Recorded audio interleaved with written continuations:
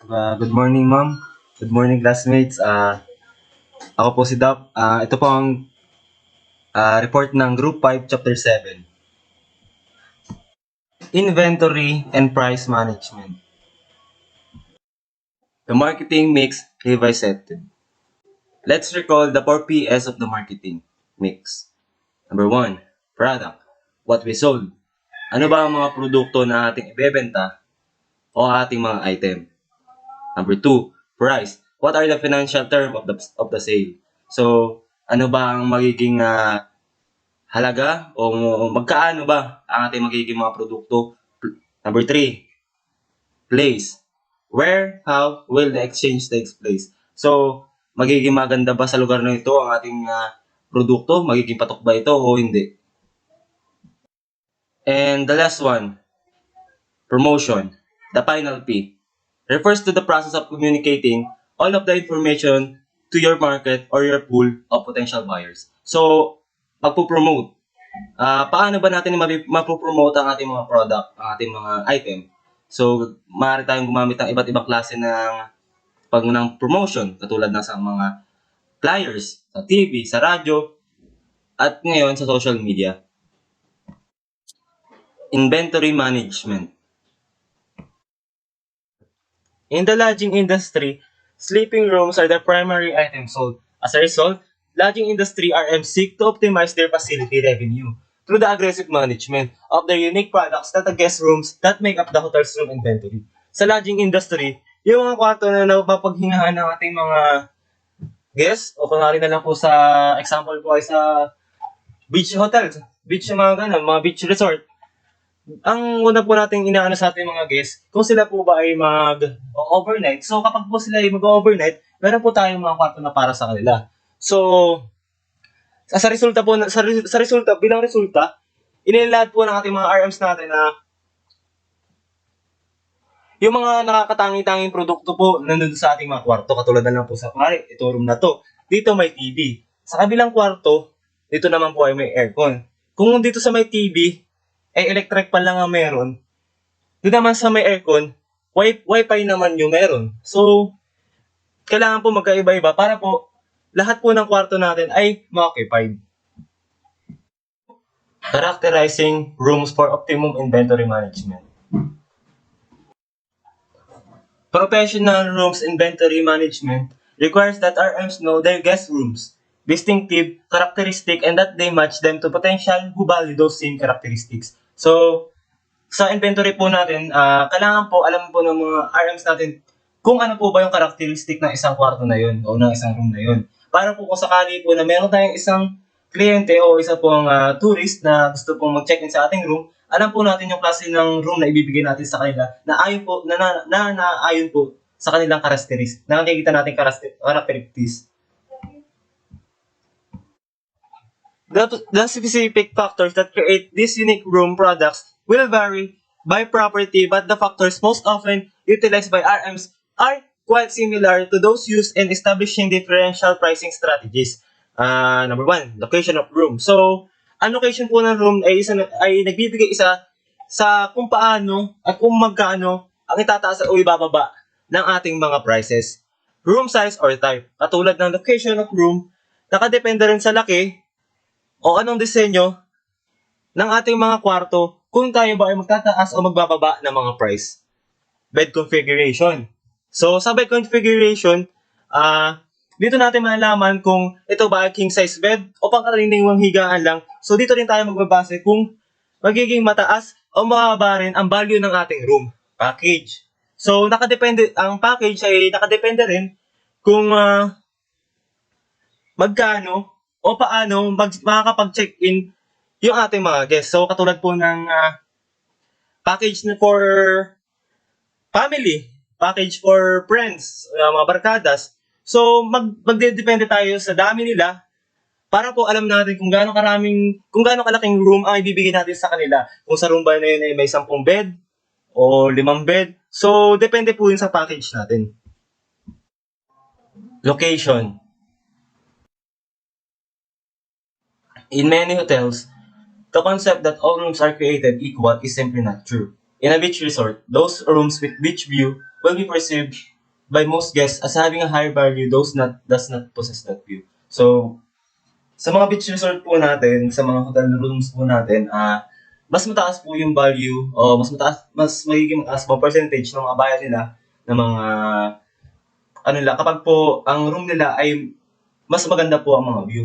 Kaysa po sa katulad po ng mga pangkaraniwan na po na wala po silang magandang view. Katulad na lang po ng, ito pong room na ito, room 3, ay yung pong bintana nila o yung location na room nila ay nakatapat po sa magandang view. So, yung pong pagkakataon na pong yun, marami pong mga kliyente, marami pong mga tourist po ang mag-check-in doon. Pero po, ang price po ng room na yun ay mahal. Kasi nga po, mas maganda po yung view niya kaysa po sa hindi.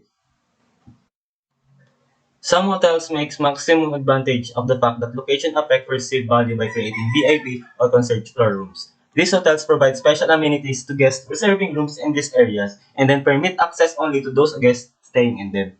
So may mga ibang hotels na nagtitake advantage ng ganung mga klaseng senaryo katulad na lang ng ginagawa nila itong VIP kapag maganda yung room, maganda yung view at iba pa. So sa mga VIP rooms natin, may mga special treatment na tayong ginagawa kaysa sa pangkaraniwang mga nag-check-in lang dito. Creative RMs should closely examine their property to identify rooms perceived to be located in desirable areas of the hotel. These rooms should be given their own room codes. The unique characteristics should be communicated especially to those guests that will value the most, and they should be priced accordingly. So, dapat ang mga RMs po natin, alam po ang bawat unique o dapat katangian ng bawat kwarto natin. So, dapat po alam nila kung ano po ba ang pinagkaiba-iba ng bawat isa sa mga ito. Para po, kunwari, may isa pong kilalang tao na naging guest natin, yung pagdating po sa perspective nila, dapat po alam natin po yung karakteristik po, ano po ba ang magugustuhan nila sa hindi. Tsaka dapat po, kung ano pong klaseng kwarto na pinakamaganda o naaayon para sa kanila, dapat po, yung presyo po nun, dapat po maayos din. Para po wala pong maging gulo.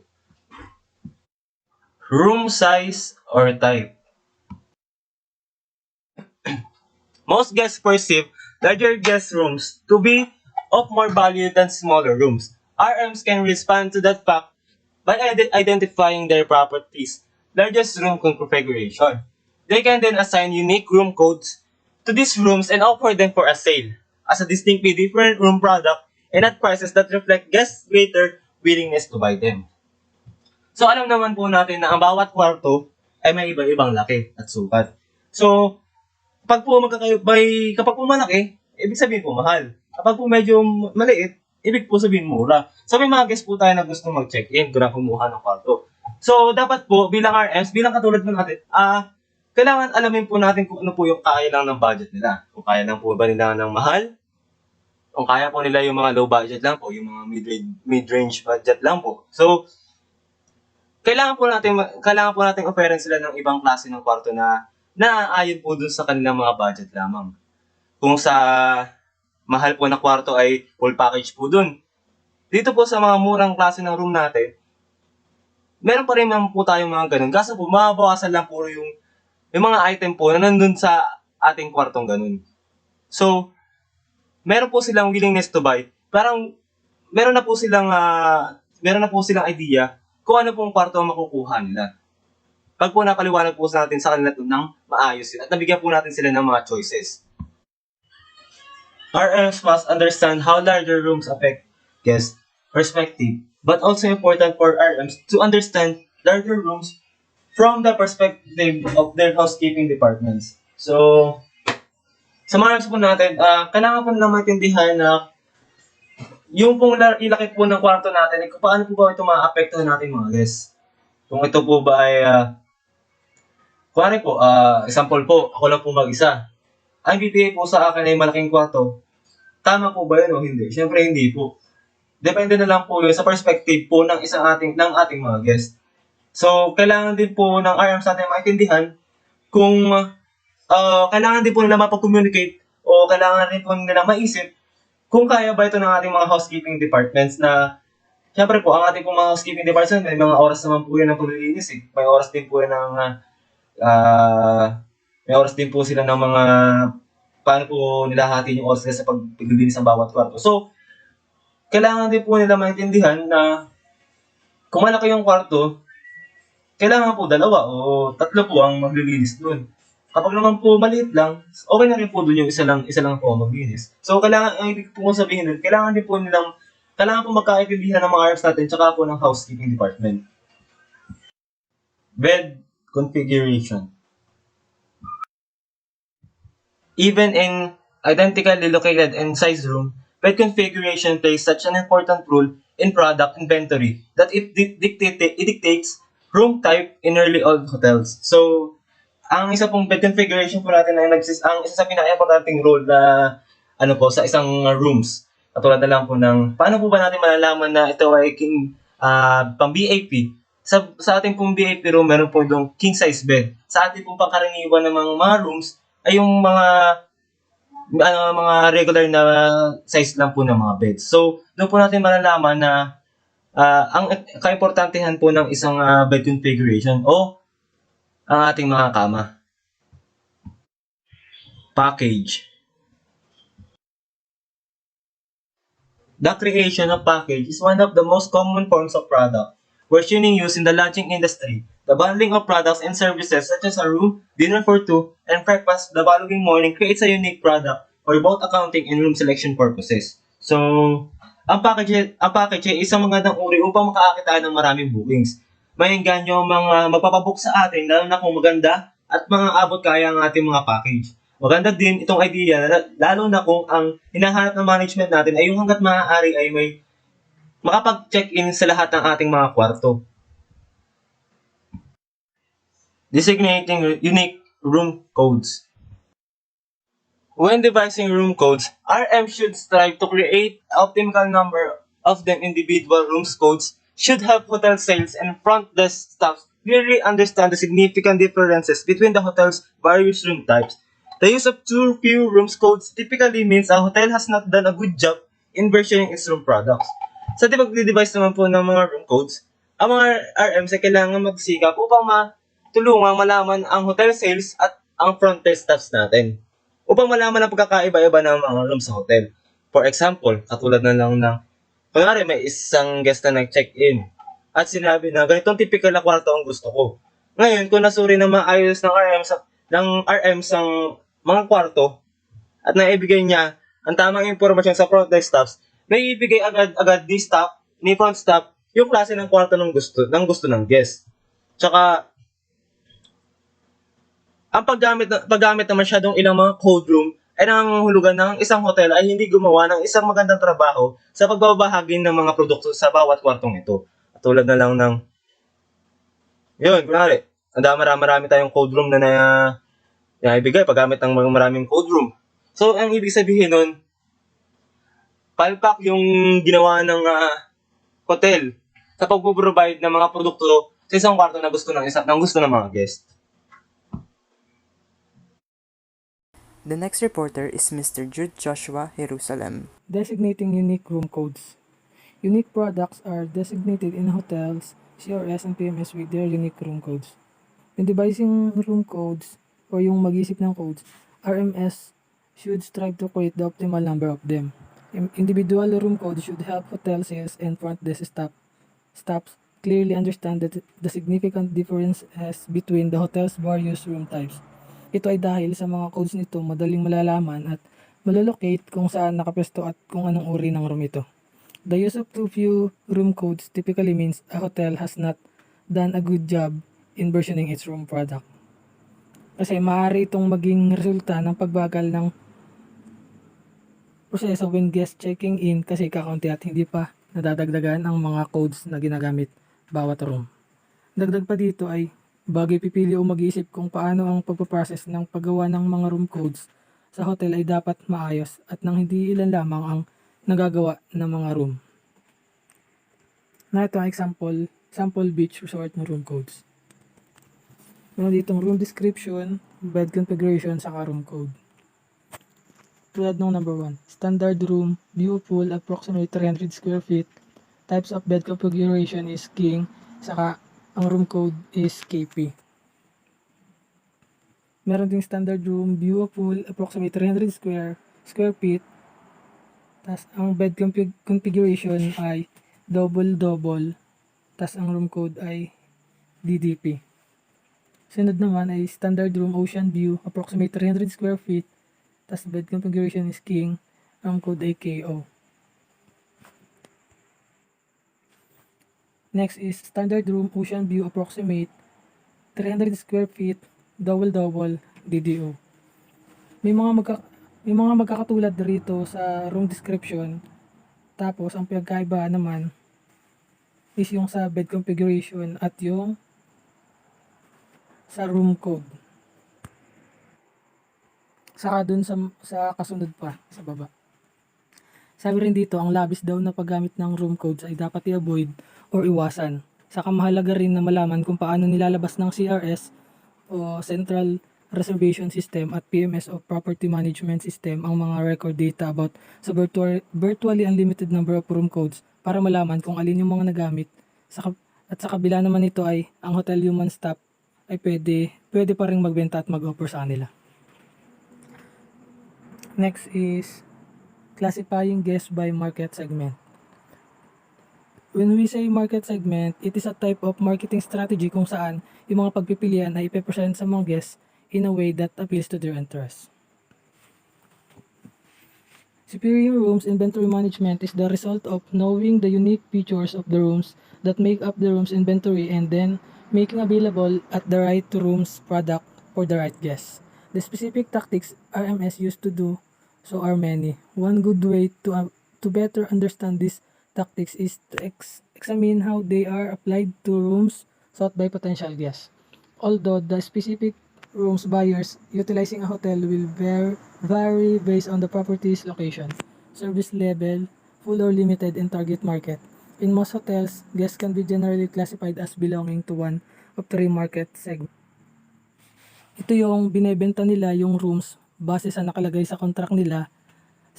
Tapos isa yun sa mga strategy nila para mas tumaas pa yung revenue nila. Una na dito ay yung transient. Transient guests are one of major market segment. Ito ay pwedeng individual o kaya ay groups na less than 10 rooms per night. In general, ito yung mga walk-in guests, last minute o yung mga guests na short term lang ang pag-stay. Yung sunod naman is group or group segment. Ito ay customer are staying with the event or other form of activity or business na nasa hotel. Example are conference, incentives, wedding, at events. And third is special contract or negotiated. It is a restricted rates at ito ay available lamang for a limited period of time. It can only be booked by guests who qualify for that rates. Rates given to business like corporate dynamic rates, government, or crew na in exchange kung magkano yung rooms na gagamitin sa maikling oras. Next naman ay transient room. Transient guests are best defined simply as those who are not part of a group or contract sale. Strategies for optimizing rooms revenue relative to transient rooms inventory management. Management can best be understood by examining those tactics applied prior to arrival and those that are applied at the time of the guest arrival at the property. Transient rooms naman, it is a type of room for the guests who are not part of a group or contract sale. Kasi short term lang sila ng pagstay at hindi nagtatagal. Transient rooms din ang pinakamaganda or bagay sa kanila kasi it is usually booked closer to the date of arrival of guests kaysa sa group segment in order to maximize room revenue. Next naman is pre-arrival strategies. Pre-arrival strategies for maximizing room revenues via inventory management consist of clearly communicating to potential buyers the availability of the hotel's various room types and then accurately recording these guest purchases when the number of distribution channels used is large. These two tasks alone can be quite challenging. They are made even more challenging when one considers the practical matter of rooms-related data management within a hotel. Ang pre-arrival naman, di ba, before guest actually comes to the hotel, which means na it is a reservation of the guest, di ba may mga nag-occupied ng mga hotel na walk-in lang, which called Transient Room. Ibig sabihin, dapat laging updated yung nagre-record ng mga walk-ins and pre-arrival. Kumbaga, dapat always checks para di magkaroon ng conflict, para di ma-occupied ng iba. For instance, meron nagpabook ng 5 rooms in a hotel, tapos hindi mo siya na-remove from the inventory, tapos may biglang dumating na walk-ins lang to occupy the room, and then di ba nga di mo na-record, tas ayun, naibigay mo sa iba, yung dapat ay dun na sa pre-arrival, pero dun mo sa walk-ins ibinigay yung room na dapat di na available. For that reason, magkakaroon ng the wrong rooms may be sold to the wrong guests at the wrong rates. Dapat more ang duplicate inventories para alam kung ano pa ba yung not occupied and occupied. Then, to prevent this kind of issue, always checks the CRS or PMS to ensure room availability para ma-remove na ito from the rooms available inventory. Next ay pre-arrival rooms inventory communication options. Meron ditong 3 types of communication options. Meron ding advantages and disadvantages saka impact on inventory management. Yung una is no-way communication. Ang advantage nito is no third-party interface piece. Disadvantage is inventory updates are not made in real time. And impact on inventory management ay availability-related decisions are communicated manually to all intermediaries. Real-time updates are not possible. Yung sunod naman is one-way communication. Ang advantage is improve intermediary access to hotels, CRS, or PMS. Disadvantages, significant third-party interface fees and intermediary access from hotels, CRS, or PMS. Impact on inventory management, multiple nearly real-time inventories must be maintained and are communicated. At the last is two-way communication.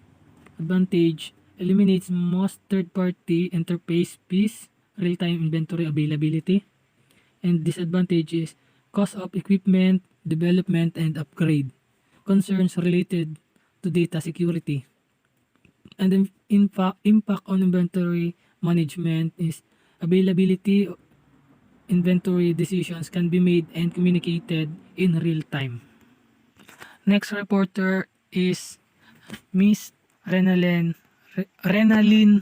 Vega. Upon arrival strategies, an arm's revenue optimization strategies related transient guest inventory do not stop when a room has been reserved and thus taken from inventory.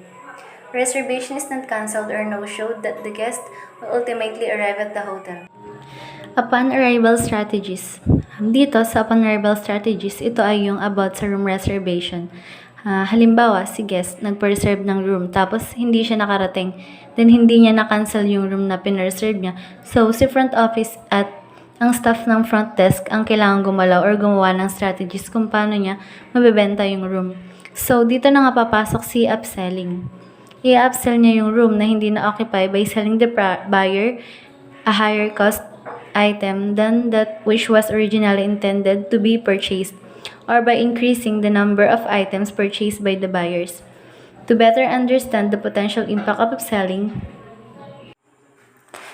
consider the hypothetical case of Jerry's and Ben's hotels, but properties of 150 rooms. Each hotel offers room products in one of 3 versions and price. The most desirable and thus highest priced rooms sell for $159.99 per night. The middle priced rooms for $129.99 and the lowest priced rooms for $99.99. Assume that on a specific night, 110 guests arrive without reservation at the hotel. This figure 7.6 shows the operating result that would occur in each of these 2 alternative selling scenarios.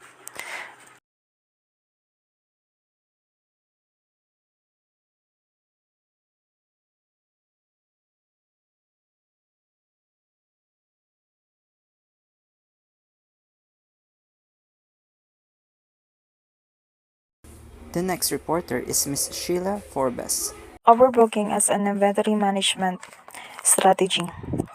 So, what is rooms inventory management first? Rooms inventory management seeks to answer the questions of how many rooms actually remain available for sale. So, how overbooking can be a strategy for this inventory management. Hotels today are struggling to ensure higher or 100% occupancy due to several reasons. Because guests have enough options to select from and book their accommodations. So this can lead to instances like no-shows and booking cancellation.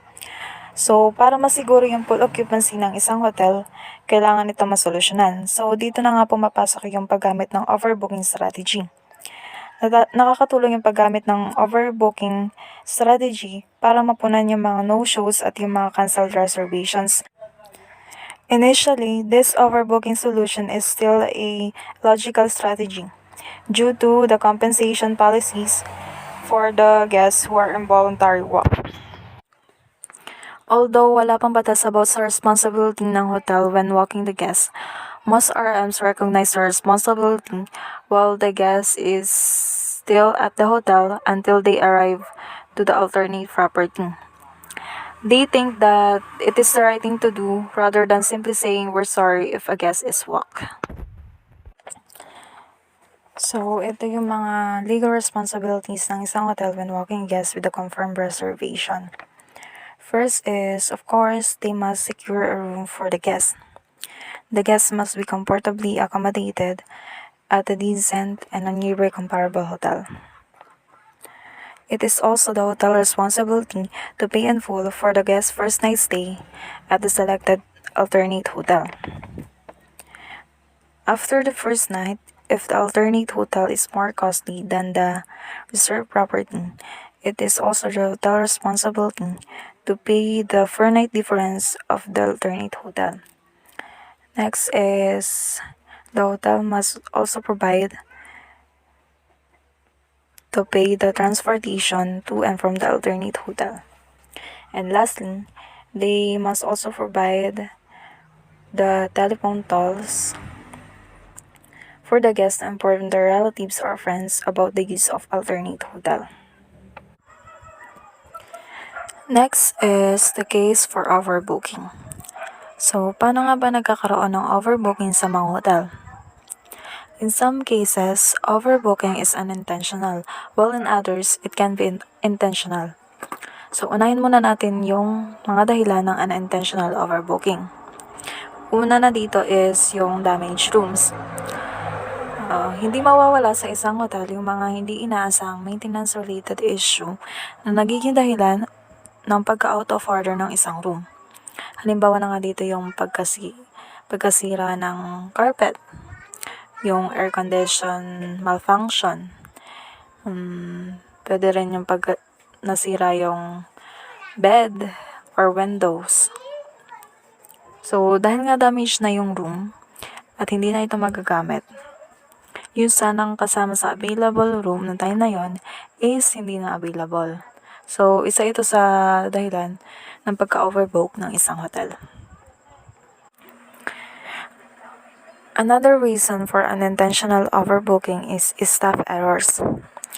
So, kahit may mga ginagamit na tayong technology or systems sa pagbobook at pagka-cancel ng mga reservations, hindi pa rin natin maiiwas sa magkamali o magka-problema about dito.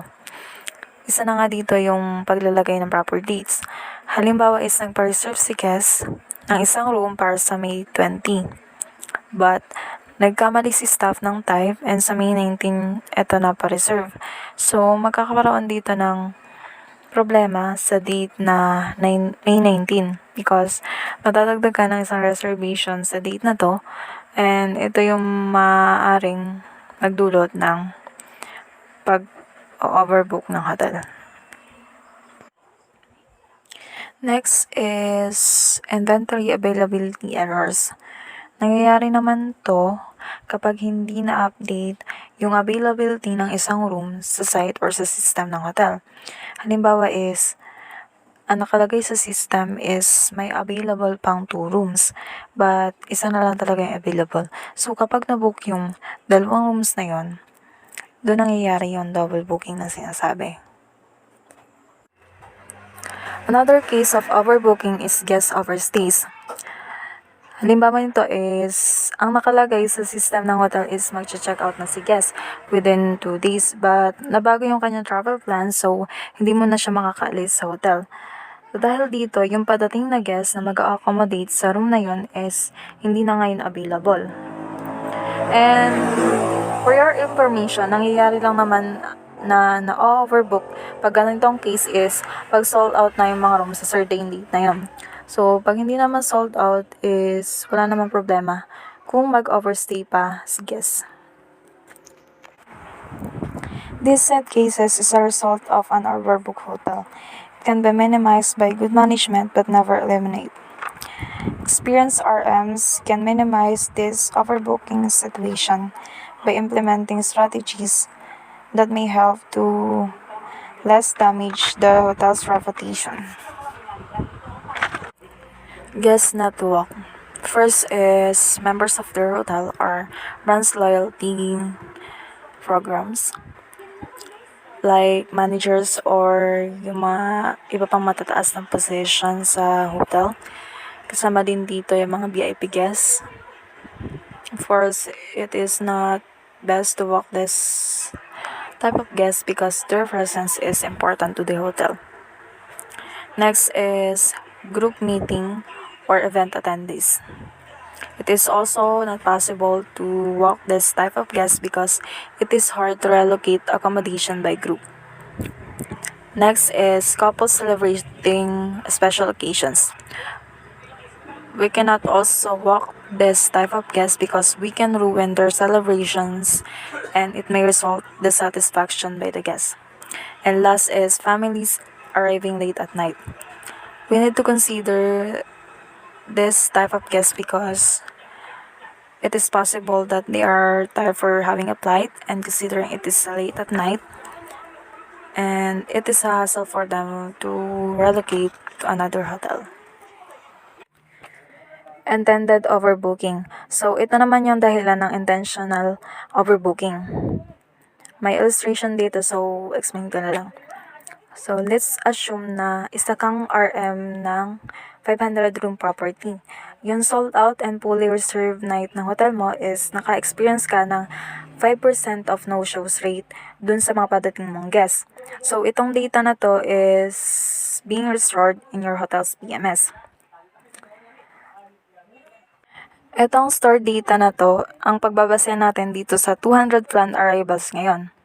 So, ang tanong dito is, may available rooms ka pa ba for sale? So, dahil dun sa historical data ng hotel mo, na-estimate mo na may available 10 rooms ka pang pwedeng ibenta.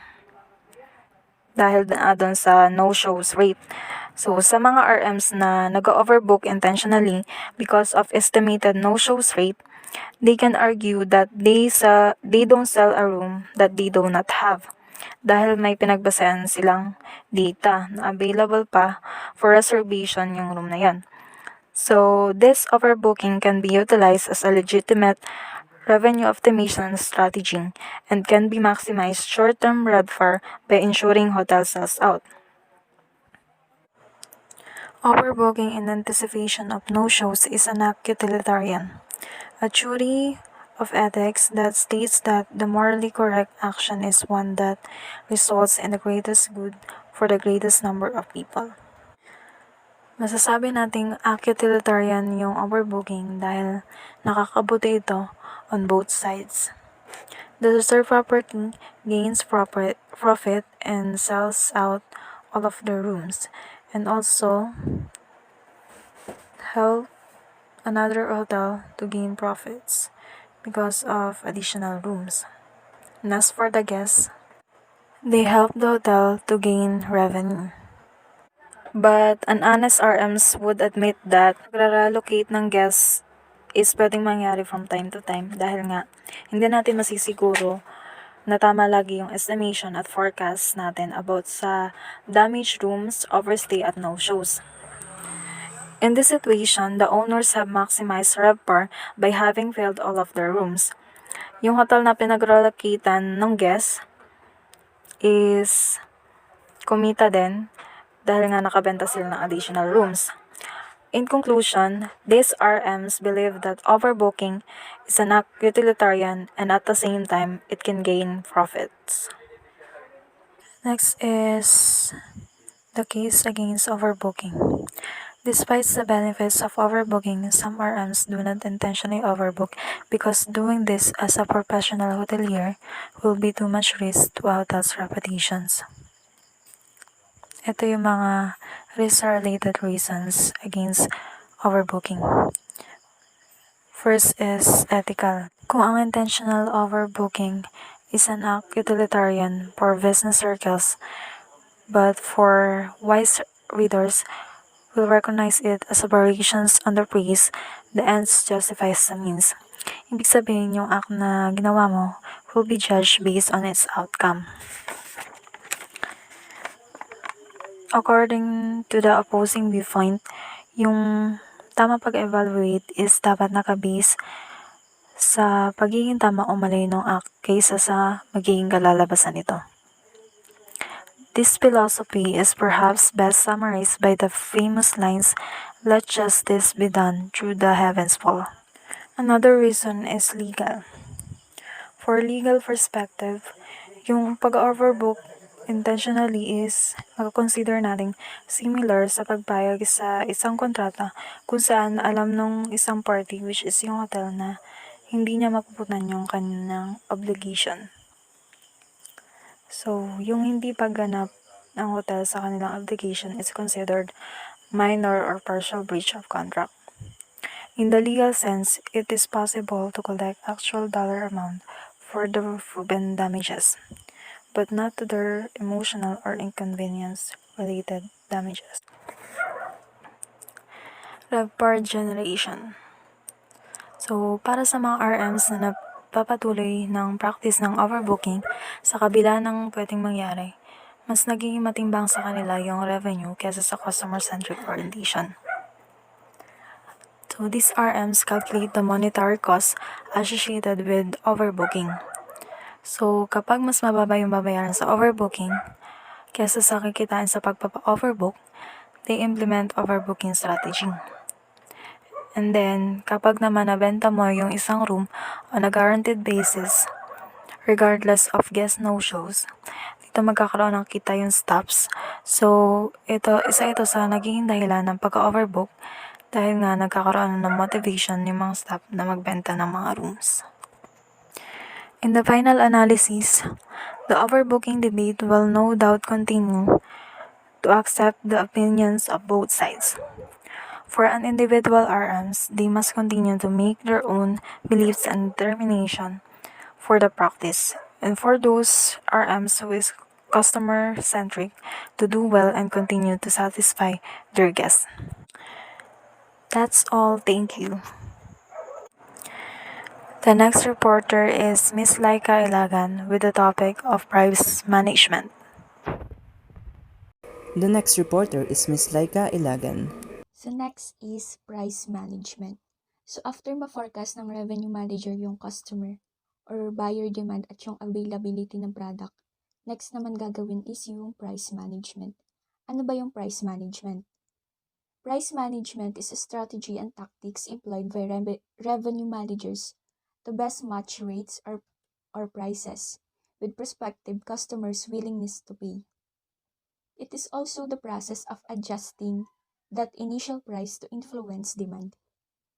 So, kunyari, gusto kong mag-purchase ng 3-stay sa isang 5-star hotel and yung interest ko to purchase that can only be determined after knowing the price. So, syempre, kapag low price lang ito, my interest will likely be high. Kasi syempre, sino bang ayaw kapag mura lang yung rate, diba? But on the other hand, if it is in high price, syempre, my interest will decline. Kagaya na lang kapag bumibili tayo, diba? Sobrang interesado tayo sa isang bagay na gusto nating bilhin. Kaso, nung nalaman natin yung price, which is mahal, nawawala na yung interest natin na bilhin yun. So, para maiwasan yung ganong situation, revenue manager should forecast the demand and supply levels at initially determined rates or prices. And dun pumapasok yung essence ng price management. At dapat maintindihan din ng mga hoteliers yung tamang pag-determine ng initial room price para maging helpful siya sa pag-intindi din kung paano ba ito talaga ginagawa.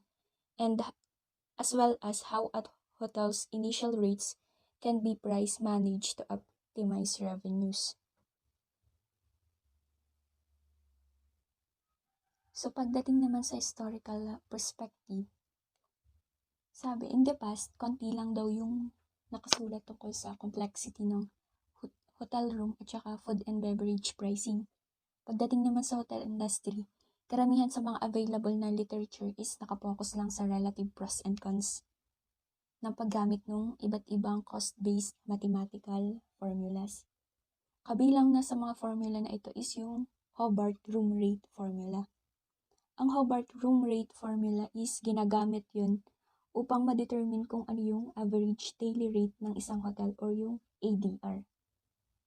Next is yung $1 per 1,000 rule. Ito naman is ginagamit siya sa hotel that have relatively few guest rooms at saka yung may high occupancy and high ADRs or yung average daily rate. Marami ding other rate development methodologies which all shared a cost-based orientation, and bawat isa is sought to establish a hotel's ideal or target ADR. In the time, hotel accountants developed fairly sophisticated formulas designed to measure the percentage proportion of the targeted rate that was actually achieved by a hotel. For example niyan is, kunyari yung isang hotel is nag-calculate siya na yung initial room rate nila is $100 per night yung room rate nila. And maaari nilang ma-achieve yun sa pamamagitan ng normal discounting at saka nung lower rate over given time period. At kung kunyari ang na-achieve nila na average daily rate is 90, so yung achieve room rate nila or yung potential ADR nila would be 90%. So bakit 90%? So the formula for that is actual rate divided by target rate. So times 100 kasi percentage yung hinahanap. So 'di ba yung sabi natin actual rate niya is 90. Then the target or yung inassume kanina is $100. So 90 divide $100 times 100 equals 90%. So ayun yung magiging achievement ng hotel.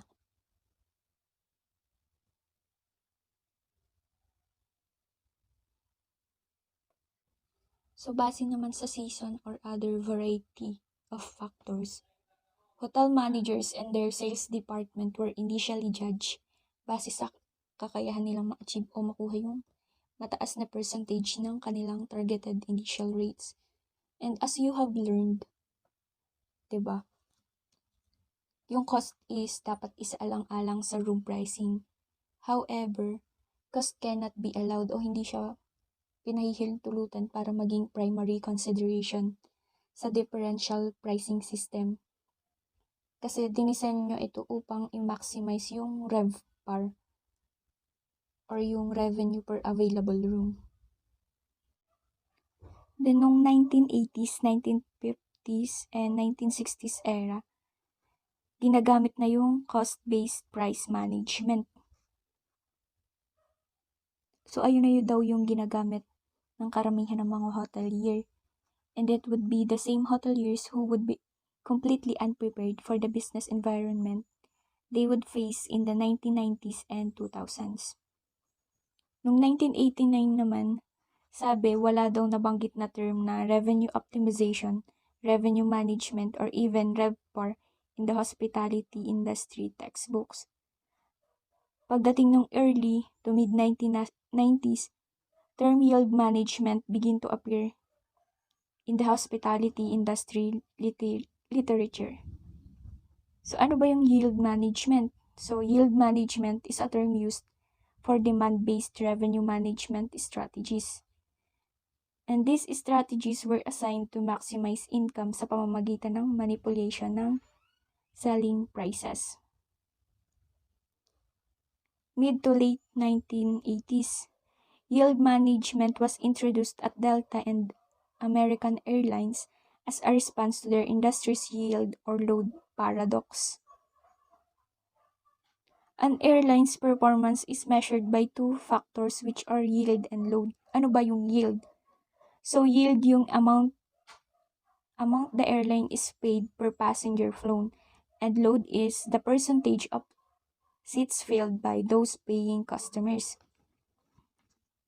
So ang naging challenge daw na hinarap ng airline is kapag mataas yung price, nagre-resulta yun nung pagtaas din ng flight yields. At dahil dito yung loads is bumababa. So pagdating naman, pag low price naman, nagre-resulta naman yun nung higher loads but lower yields.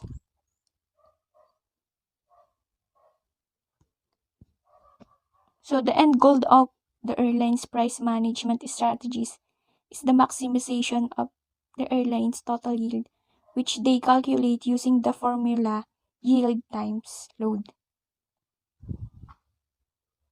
So if you can see yung pagkakaparehas ng airlines yield at saka ng hotels ADR or average daily rate, as well as the similarity between the plane's load factor at saka yung sa hotel's occupancy percentage, you can better understand why the lodging industry was fascinated when in the early 1990s, some hoteliers began to apply the 1980s developed yield management strategies to their own business.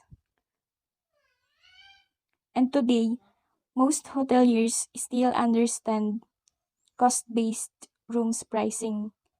Pero mas nakakaintindi ng logic related to yield management. Establishing room rates.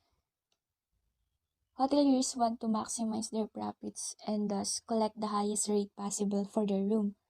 However, ang rate is hindi dapat sobrang taas kung saan madi-discourage nito yung mga guests sa pagstay sa isang hotel.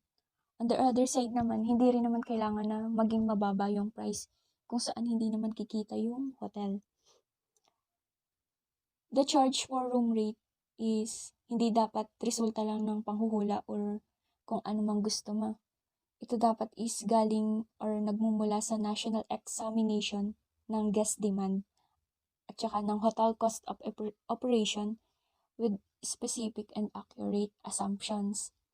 Dahil yung guest demand, siya yung pinakamahalagang factor na naka-apekto sa room rates. So today, RMs must decide the best prices at which to sell their rooms. This requires that they answer the question, what is my hotel room worth? But that question is not easily answered. Cost-based approaches to the question ignore the fact that magkaiba yung buyer and seller's cost.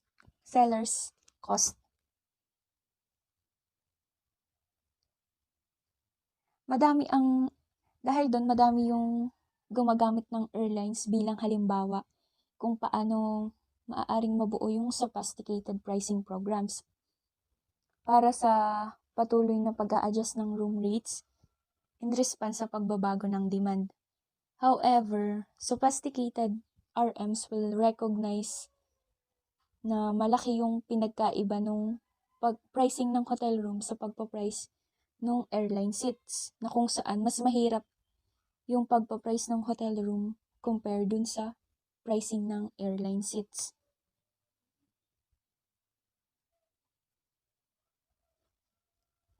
So, major difficulty establishing the proper selling price of hotel rooms relates to the curious tendency of the hotel industry's revenue management experts to introduce the topic by relating it directly to pricing as it is practiced by the airlines industry. So ayun na nga, yung sabi ko kanina, marami na yung gumamit ng airline as an example.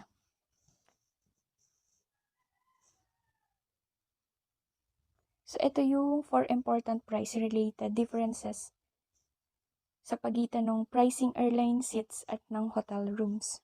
Una is, airline reservation is a confirmed sale with a substantial financial penalty for any subsequent change in the flyer's reservation. Pangalawa is, airline company executive are responsible for establishing prices. Thus, they can ensure logic and consistency in their product pricing. Next is, airlines facing changes in demand for flights routinely increase or decrease the size of their planes. And last is, an airplane that takes off with empty seats incurs virtually identical cost to an airplane that leaves with no seats empty.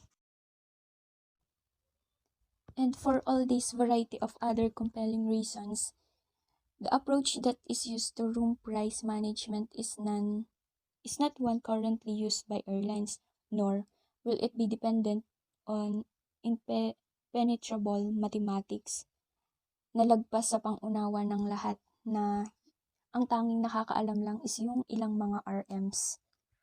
On the contrary, the approach presented is masasabi nating mahusay pareho pagdating sa conceptual foundation and practical application. Higit sa lahat, ito yung approach kung saan dinisenyo para sa customer-centric implementation. So when it comes in setting prices for rooms, establishing the highest rate is important. And this rate is called rack rates. Ano ba yung rack rates? So, ito yung standard price that the hotel assigns to a room type for the year or season. Or ito yung normal price ng hotel room na walang discount. And kung natatandaan nyo dun sa chapter 2, sabi dun, an effective price is a concept, not a number. Ibig sabihin, hindi lang siya basta number kung anong maisip mo, yun na yun. It is a concept kung saan pinag-aaralan at pinagtutuunan ng pansin. Sa lodging industry, RMs make their initial value proposition to room buyers via the development of their rack rates, which is yung the price of rooms when no discounts of any type. So ayun nga yung sabi ko kanina, rack rates is yung normal price na wala pang discount, which are offered to guests purchasing the rooms. Kung in retail industries, ito yung tinatawag nilang items list price. RMs keep a record of their current rack rates as well as discounted rates in their hotels, CRS and PMS by the use of rate codes. Rate, which is a properly specific notation. So ayun yung rate codes. It is to specify the price of a unique room product, or also known as rate plan. Rate codes are used to simplify price management and reservation management. Example nito is yung promotional rate codes. These rates are generally offered during low occupancy periods to any guest to promote occupancy. Rack-rated rooms are those sold with no discount. So sabi nga natin kanina, rack rate is yung normal price na walang discount. Ito naman is yung nabenta ng room with no discount.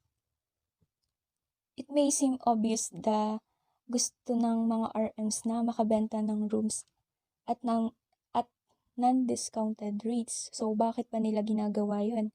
The first reason is it relates to a hotel's guest. Kung nare-recall nyo, diba, price is both a concept and a value proposition, and it is true. A hotel's rack rate must clearly state to buyers, so dapat naiintindihan yun ng mga buyers. At saka yung concept na our rack rate represents the value we truly believe buyers place on our room rates. Or yung rack rate daw is, nire-represent niya is yung value na binibigay ng mga buyers sa room. And note that rack rate does not represent what a hotel needs its rooms to be worth, what it wishes its rooms were worth, or what it hopes they are worth. Kasi yung room buyer or yung guest naman yung magdidictate ng worth ng isang room. Kasi pabago-bago yung demand na hindi naman natin mapipigilan. So sila yung magbibigay ng worth sa isang room. So next nung rack rate is the rack rate discounts kung saan ay ipaliliwanag ni Melvin kung ano nga ba ito. Good day everyone, I am Melvin, and to continue Miss Lyca's report, I'll be discussing about rack rate discounts. While it's always most desirable to sell rooms at rack rate, you have learned that implementing effective price differentiation strategies not only means selling different versions of products or room types at different prices, it also means selling the same room types to different market segments at prices that reflects those markets' willingness to pay. Naipaliwanag na sa unang part yung ibig sabihin ng rack rate. Ito nga yung normal na rate or official price ng isang hotel room bago pa magkaroon o mabigyan ng discount. Sinasabi dito na okay lang na ibenta ng normal na presyo yung mga rack rates, pero dapat may apply pa rin natin yung iba't ibang ways kung paano tayo mag-set ng price. Sinasabi dito na hindi lang ito yung tumutukoy sa pagbibigay ng price ayon sa type of room, ito ay pwede rin magpagbibigay ng price ayon sa market segment nito base sa kakayahan nilang i-avail yung room. Karaniwan binabase ito sa social status ng isang tao. Halimbawa ay students, family, businessman, celebrity, politician, and the like. For example, may tour ang HM3 sa Manila and they need a lodging accommodation. So, it is common na mag-canvas muna sila ng prices ng rooms sa iba't ibang establishments at of course alam ng hotel na di lang sila yung pinagtanungan nyo. So, they will offer a discounted rack rate in order for you to choose their hotel. We all know that rooms are perishable. Kapag hindi ito na-avail, so parang hindi ito mabulok, magbibigay sila ng discount especially kung maramihan at mahaba yung duration ng pag-stay. And now let's move to the next slide. For example, in any of the following situations, effective price management strategies may indicate that rates other than rack may be appropriate.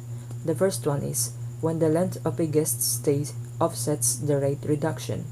Halimbawa nito ay kung meron isang guest na nagpa-reserve ng 21 night stay at meron ding isang corporate guest na nagpa-request for only 1 night. Siyempre, mas mabibigyan ng mababang rate yung mas mahaba ang duration ng pag-stay. The second one is when the dates requested by the guest includes 1 or more days for which minimal demand is forecasted. Ang halimbawa naman ito kung isang hotel ay may minimal demand tuwing weekends, mas mababa yung rate kung yung guest ay magpapabook ng Friday for 2 nights stay kesa dun sa magpapabook ng Tuesday which is a high demand day. The third one is when the numbers of rooms purchased is large. Halimbawa naman dito ay yung example ko kanina about mga HM students that are looking for accommodation. Ipagpalagay na kailangan nila ng 150 rooms for a 3-night stay. Ibig sabihin nun ay 450 room nights yun. So dahil madami silang in-avail na room, mabibigyan sila ng mas mababang rate and discount. The fourth one is when the buyer has a special status. Dito naman, halos katulad lang siya na example ko kanina about HM students. Diba nag-avail sila ng 150 rooms for 3-night stay. Then may isang group naman na nag-avail din ng 150 rooms for a 3-night stay pero may kasamang 3 meals daily. So, mas mababa yung rate na ibibigay dito dahil nag-purchase din sila ng food and beverages. So here is the example of the extended stay rates. Dito, pinapakita lang yung room description, kung siya ba ay standard, junior suite, grand suite, kung ano yung view na makikita mo like view of pool, ocean view, at iba pa. Naka-indicate rin dito kung ano yung mga appliances na meron sa room at yung mga area. And nakalagay din dito sa room description yung gaano kalaki yung area ng room. Then, andyan din yung room code, rate code, at yung rate or price ng specific room.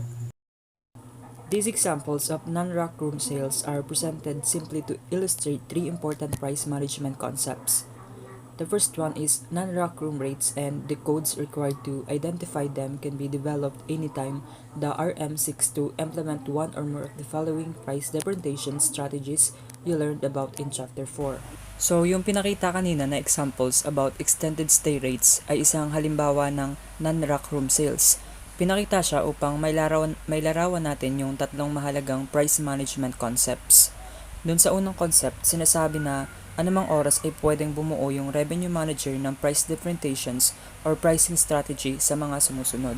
Tulad ng customer characteristics, location, time, quantity, distribution channel, product versioning, bundling, and payment terms.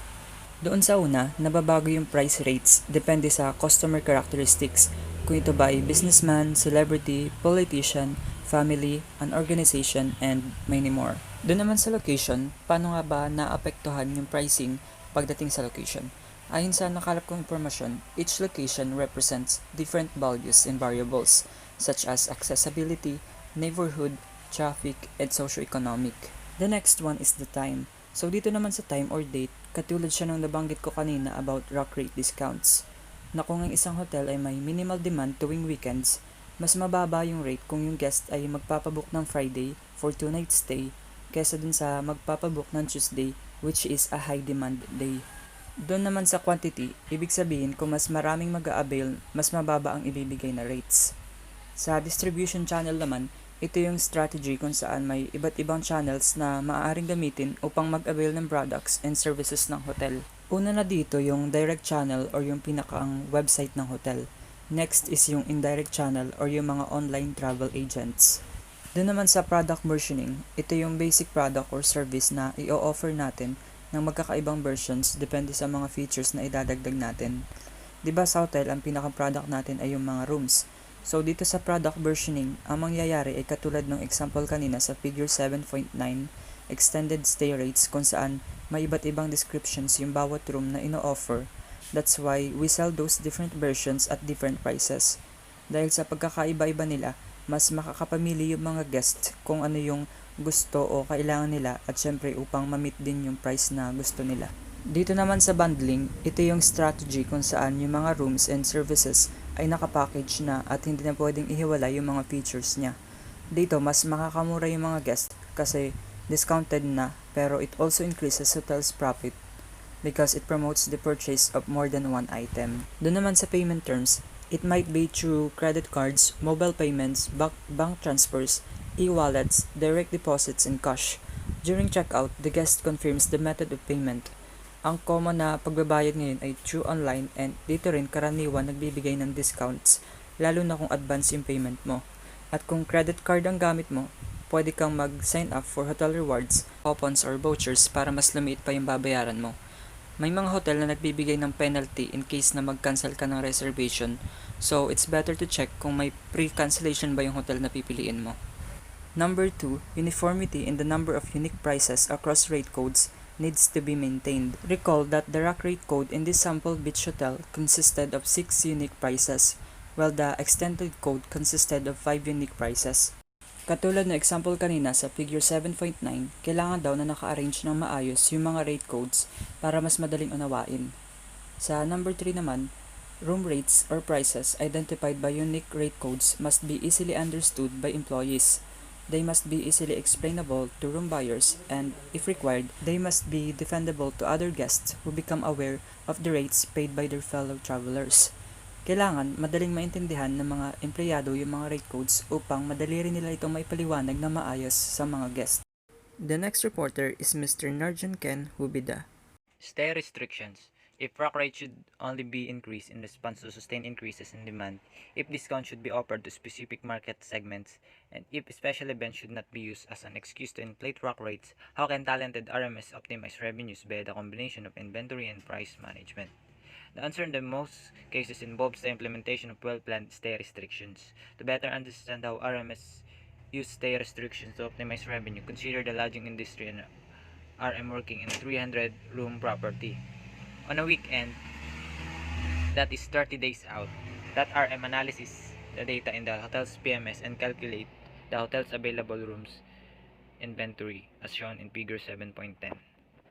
So, ano nga ba yung rack rates? Ito yung official or advertised price of a hotel room. At ano nga ba ang nagagawa ng revenue management when it comes to implementing inventory and price management?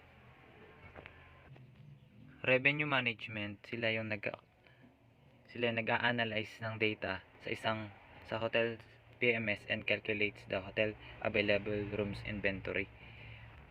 Ano nga ba yung PMS? Yun yung software na ginagamit nila or property management system. Isa siyang software na nagko-conclude ng many functional components o doon pumapasok lahat ng transaction ng isang hotel. Doon din nalalaman kung occupied ba o vacant yung isang hotel room. Ang PMS ay nagpa-process ng booking, receives payment, send booking confirmation, at pumapasok rin dito yung central reservation system. Dahil alam naman natin na reservation is the main asset of a hotel. So, the more na hindi nabebenta yung mga hotel rooms, doon din bumababa yung price nito o yung rack rates. In this case, demand for rooms is very strong on Saturday night, is weaker on Friday, and is much weaker on Sunday. Some RMS should undoubtedly raise the rates on the 45 remaining Saturday night rooms. A more experienced RM would implement a stay restriction. This is done by identifying Saturday as a day that has a minimum length of stay attached to it, or alternatively, by designing Saturday as a day that is CTA or close to arrive. In this situation, the hotel's RM does not inflate a room but rather identifies Saturday as a day that will have a M loss of 2 days attached to it. As a result, only reservation from guests requesting arrival on Saturday with the intention of staying for 2 or more days are accepted. Those guests requesting a reservation for a one-night stay will arrive on Saturday night will be denied their reservations. By managing the length of stay required for a Saturday arrival, the RM optimize revenue by selling only potential guests who seek to purchase the room nights Saturday and Sunday or Friday and Saturday. So, in this scenario, kung babasahin mo, mahina yung nagpapa-reserve or nagche-check-in ng Friday and Sunday. At mas malakas ito by Saturday. So, ang ginagawa ng revenue management, nagde-deny sila ng guest na magpapa-reserve ng isang araw lamang. At mas prepare nila yung magpapa-reserve ng hotel room na 2 or more days. Like Saturday and Sunday or Friday and Saturday. So, ito sa figure na ito makikita natin na sa 300 room na hotel, by Friday 180 yung available na rooms. At sa Saturday 45 naman yung available na rooms. Sa Sunday mas maraming available na rooms. Kung titingnan mo sa Sunday, 50 lang yung na-occupied na hotel rooms. At 45 lang yung available na Saturday. So, mas malakas yung Saturday night. So, ang gagawin ng revenue management ay para ma-occupied yung room available cell ng Friday at Sunday, mag-a-accept lang sila ng mga guests na magpapa-reserve ng 2 days or more. Like, yung masasakop yung Friday or yung Sunday. Situational naman ito, guys. So, in most cases, yun talaga yung ginagawa nila. Lalo na kung may mga events or mas dadami yung magpapa-reserve doon sa hotel nila. Example ay yung kunyari may concert na malapit doon sa hotel na yun at maraming taong magpapa-reserve. So, doon nila magagamit yung strategy na 2 or more days yung ma-accept nilang mga guest reservation. RM in Action 7.3 Price Management After the Fact. What if a hotel sells all of its rooms inventory but subsequently finds the demand for their sold out is strong, that ADRs were not optimized, and a great deal more revenue could have been generated had room rates been increased or restrictions implemented? It does happen. The following news release examines what happened during the National High School Rodeo Finals. Demand for rooms was exceptionally strong. In the small country hosting the event, 10,000 extra people sought hotel rooms. Guests who made reservation early and at rates that were surprised upon arrival to find that the rate they would be charged for their rooms had been increased significantly. The result? Hotel chains investigate alleged price gouging. Some guests were charged hundreds more than what they were told they would pay when making reservation months before the rodeo. Hotel managers of Days Inn and Broadway Inn said prices were increased to make money aimed soaring demand for rooms. One guest from Idaho reported that he was charged $231 more per day than the rate originally quoted. He was paid more when he received the room earlier in the year, was quoted as saying, but hotels should not jack rates up and gouge. Not surprisingly, the franchisors of the Day Inn and Broadway brands announced they would investigate the action of the local hotels. RMS must recognize that a confirmed room reservation taken at a confirmed rate constitute a legal contract. Efforts to change terms of the contract after the fact will undoubtedly and right so be met by strong negative reaction from guests and from a hotel's franchisor. So, alam naman natin na pabago-bago ang price ng isang hotel room. Depende sa demand or sa external or internal factors na maapektuhan yung room available cell. Ito yung enhanced product offering o welcome reception program ng Marriott Hotel. So may event dito. Makikita rito yung special event rate, stay restriction, tsaka yung payment restriction. So, South Bend, Indiana, date Notre Dame and versus Michigan football. So, yun. Kung makikita nyo rito, nakalagay doon yung the deposit is non-refundable after the 30-day cut-off date. So, may pinakang cut-off yung kung nagbayad ka na ng reservation mo, hindi mo na marirefund yung pera na yun. At nakalagay rin dito, 2-night stay to a 1-night stay, no refund will be made at any time.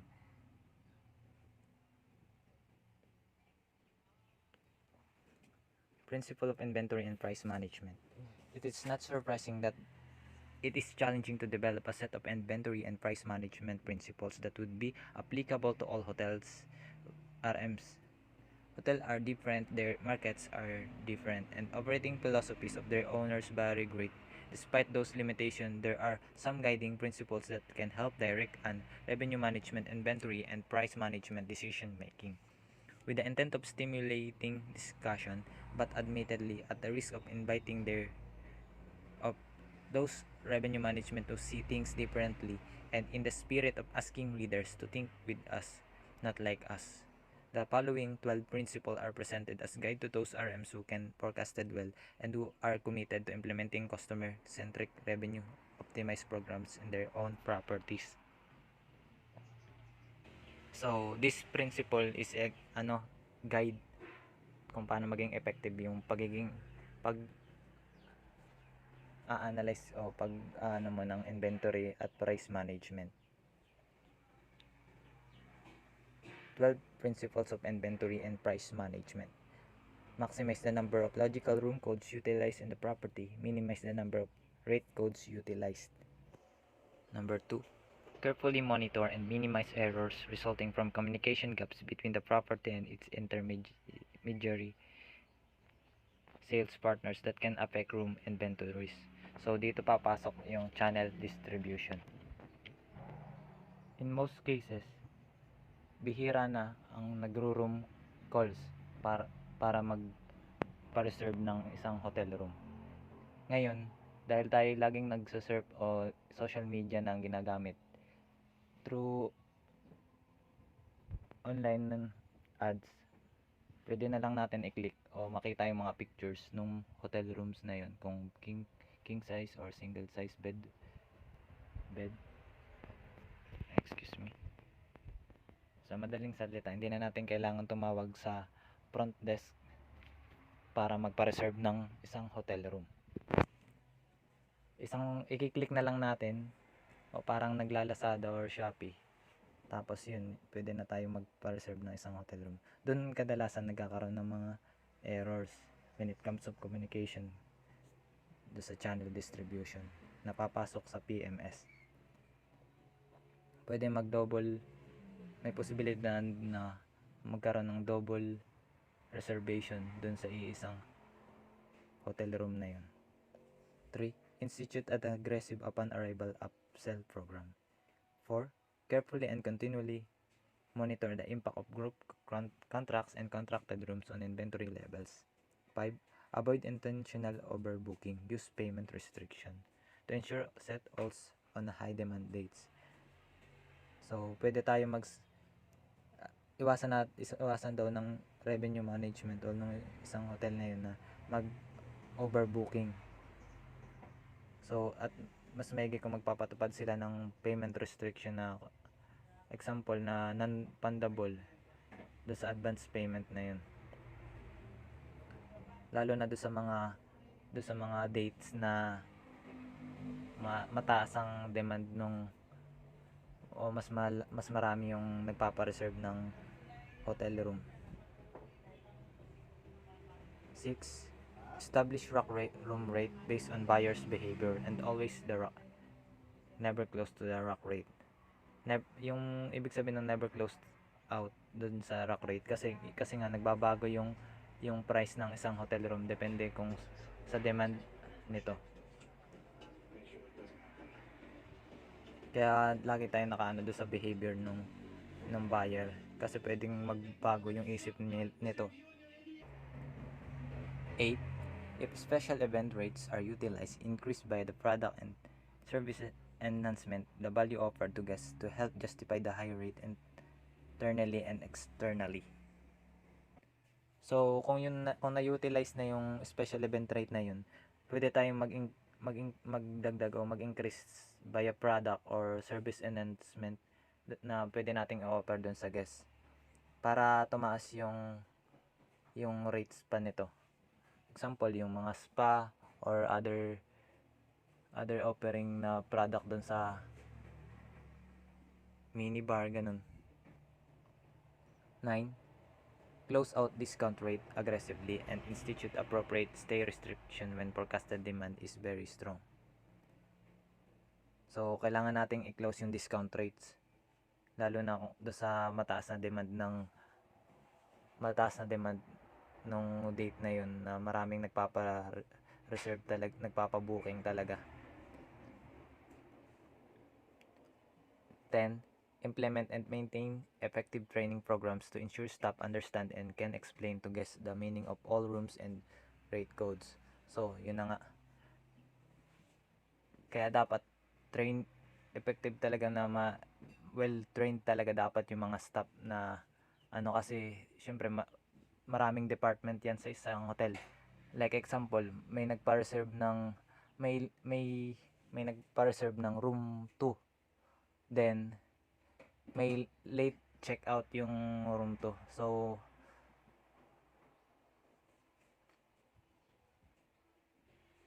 then may nagpa-book. So yung housekeeping staff ay magmamadali para linisin yun. Na limited yung magiging time niya paglilinis.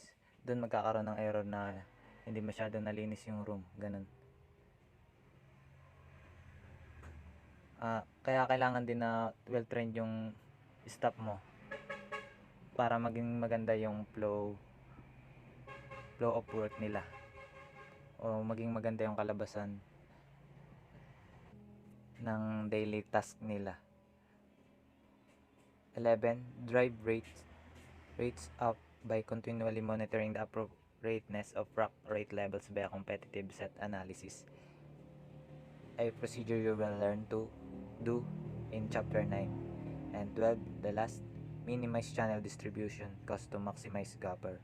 So magmi-minimize o magbabawas tayo ng channel distribution cost o yung gastos sa channel distribution to maximize gapper o gross o mas malaki pa natin yung gross operating profit per available room. One example na magbabawas tayo dun sa channel distribution is yung online ads sa mga different sites para less yung gastos o para mas ma-maximize natin yung gross operating profit per available room. Yun lang at maraming salamat. Thank you.